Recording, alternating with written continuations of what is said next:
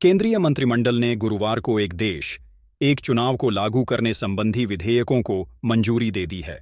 लोकसभा, विधानसभा और निकाय चुनाव एक साथ कराने से संबंधित 3 विधेयकों को मंजूरी दी गई है। सूत्रों के अनुसार इन विधेयकों को संसद के चल रहे शीतकालीन सत्र में पेश किया जा सकता है। हालांकि आधिकारिक तौर पर इस बारे में कुछ नहीं कहा गया है।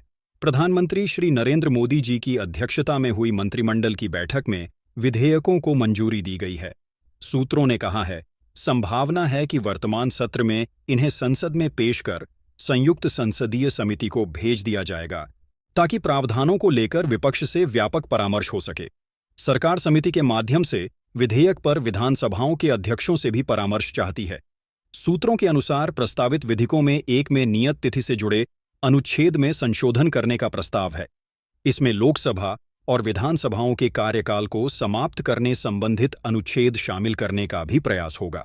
समिति ने संविधान में अनुच्छेद 82A जोड़ने की सिफारिश की है। राष्ट्रपति द्वारा अनुच्छेद 24A के प्रावधानों को लागू करने और तिथि निर्धारित किए जाने के बाद होने वाले आम चुनाव में गठित सभी राज्य विधानसभाओं का कार्यकाल लोकसभा के पूर्ण कार्यकाल की समाप्ति के साथ ही समाप्त हो जाएगी।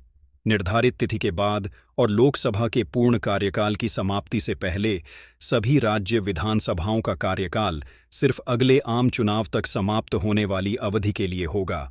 अनुच्छेद 82A के अनुसार यदि आयोग की राय है कि चुनाव के समय किसी विधानसभा चुनाव नहीं कराया जा सकता है, तो वह राष्ट्रपति के एक आदेश द्वारा उसे विधानसभा के चुनाव की घोषणा करने की सिफारिश कर सकता है। एक बार चुनाव होने से तथा बार बार होने वाले चुनाव से सरकारी तंत्र पर काफी बुरा असर पड़ता था।